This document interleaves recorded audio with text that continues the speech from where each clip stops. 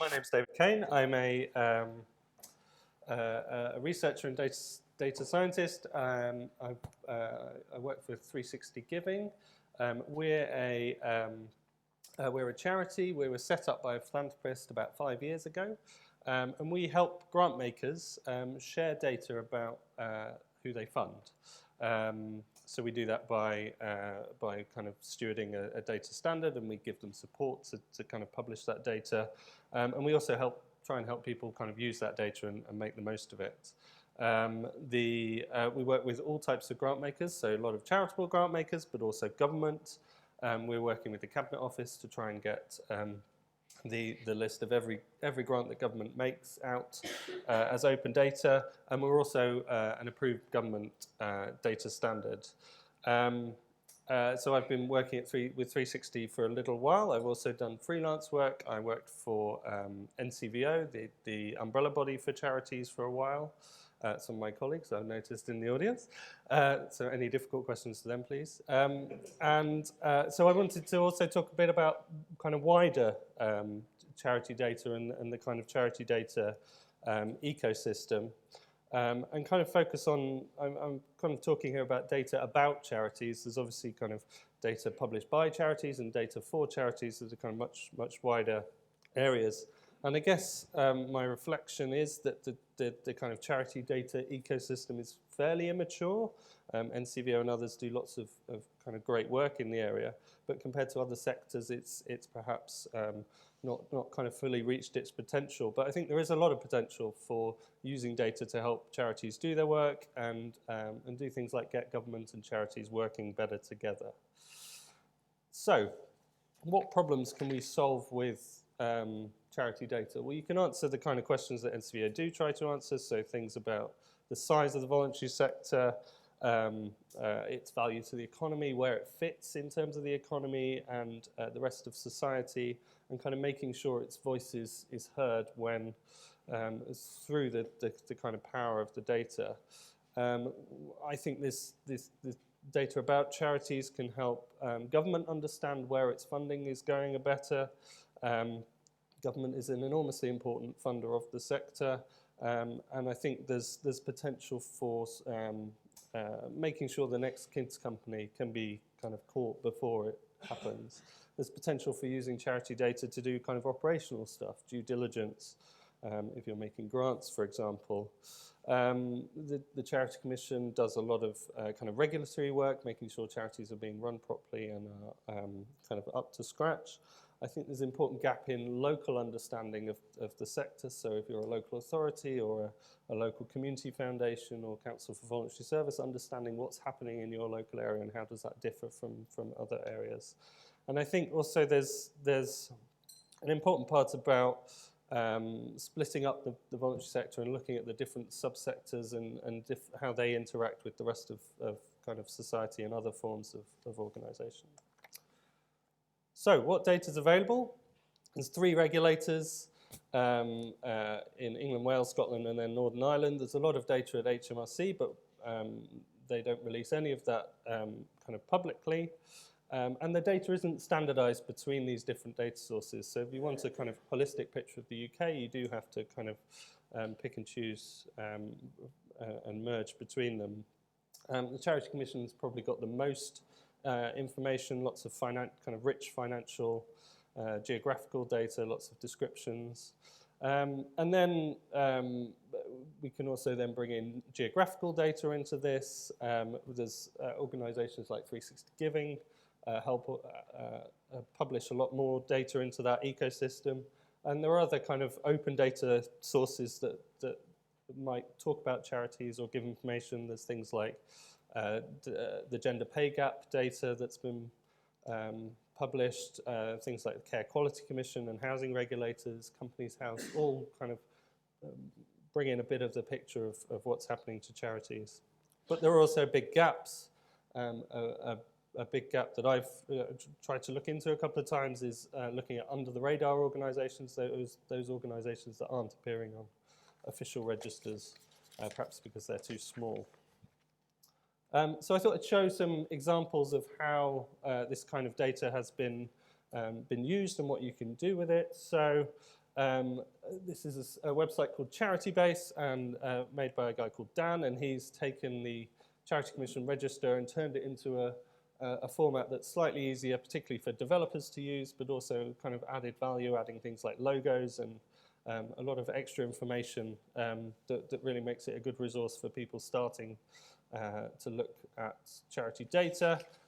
This is a similar site that I created called Find That Charity, and that has a particular use case, which is where you've got the name of a charity, but you want to get its charity number, so you can then link from that to lots of other data sources. So it brings in lots of different data sources to help you do that.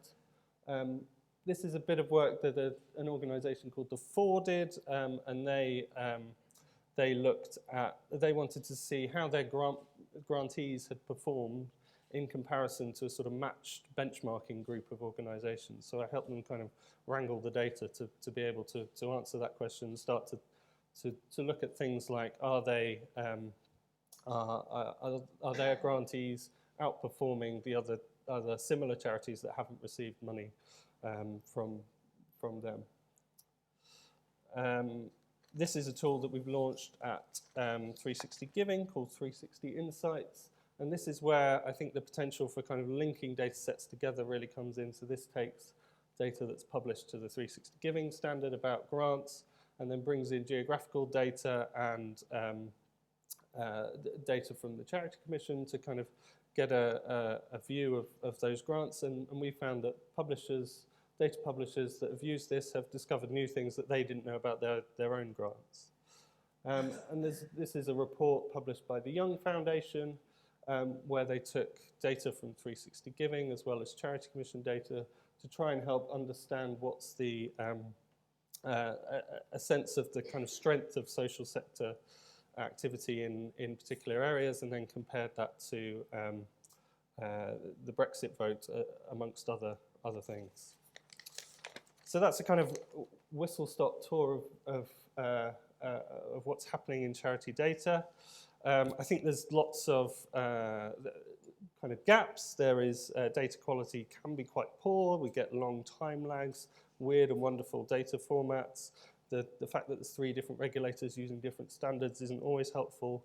But I feel like there's lots of opportunities if we can get data standards working, if we can link data sources together.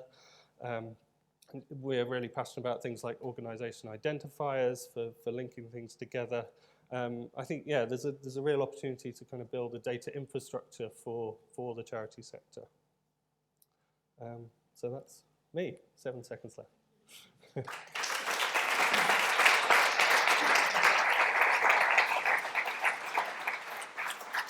Thank you very much, David. A perfect room to be passionate about organisation identifiers in, I think. Who has got questions for David?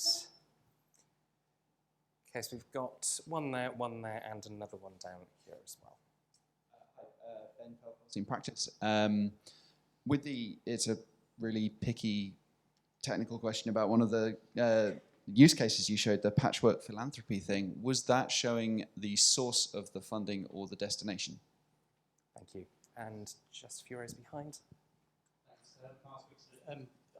Clearly you were focusing on NGOs, charities who are looking at the domestic sector. I just wonder if any of this is applicable to NGOs who are operating internationally. Obviously that's, you know, tricky data with performance of recipients, etc. But do you do any stuff on the international side as well?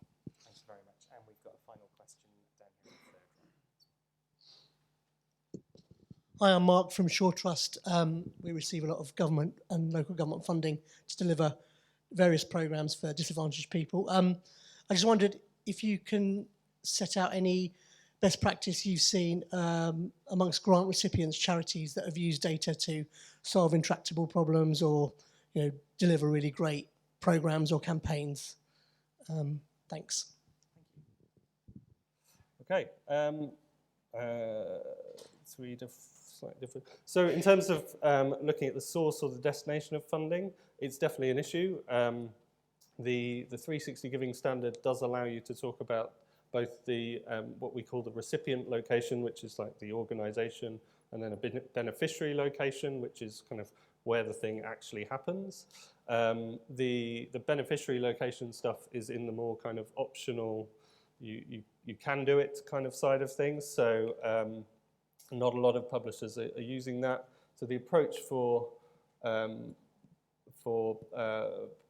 Patchwork Philanthropy report was more based around looking at only grants that went to organisations that we thought, based on the Charity Commission data, were local organisations. So those ones that look like, so there's various bits of information they provide to the Charity Commission where you can kind of take a guess that they're probably a kind of small local organisation, and their activities are happening pretty close to the registered kind of postcode of their headquarters.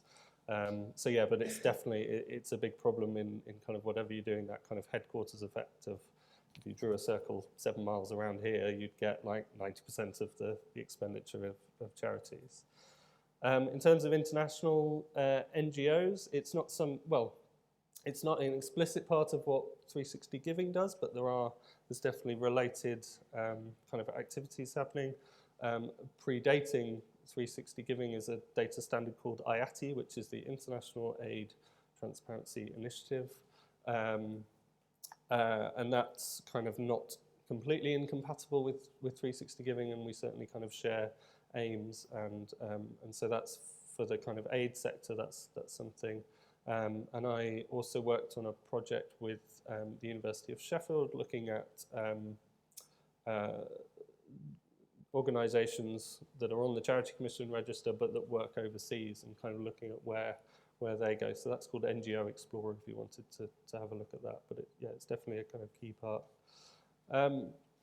In terms of the kind of best practice for kind of data use of grant recipients, I think, I'm not sure any example. So the people whose work I really like is an organisation called DataKind, who try to match kind of the skills of data scientists, often in industry, with kind of the needs of charities. And they've got some fantastic examples of kind of rich intelligence that can be gained from kind of bringing those two groups of people together. And so yeah, have a look at their Twitter and website and stuff, and they've got some great examples.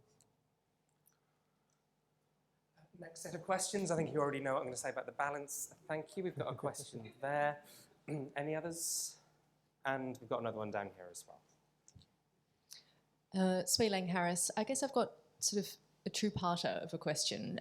One is in relation to whether you find that sort of culture ends up being a bit of a barrier to adopting the aims of 360 Giving, and I guess a combined barrier I would anticipate in addition to culture would be resources for nonprofits to be able to monitor data quality and meet any kind of harmonised standards and what have you. And then the second part being, if I am right in anticipating that those two things might be barriers, what is 360 Giving doing to sort of address those barriers? Thank you. And question down the front here as well. Yeah, I mean, I hardly, but I've had experience with some large charities attempting to share data, and the willingness to give up detailed data is limited. And then the question arises, what are you going to give them in exchange? Thank you. It's an excellent questions. In many ways, the kind of target audience for 360 Giving is sort of the worst place to start, because a lot of the people we're trying to convince about this stuff are kind of private foundations. They often might not see it as their role to be kind of providing that public accountability. So that has been really, really tricky. And often on the resources point, they often might not have a website, let alone kind of know about publishing open data. So it's definitely been something we've had to work through. Some of the, I guess we've used kind of carrots and sticks in that approach. Some of,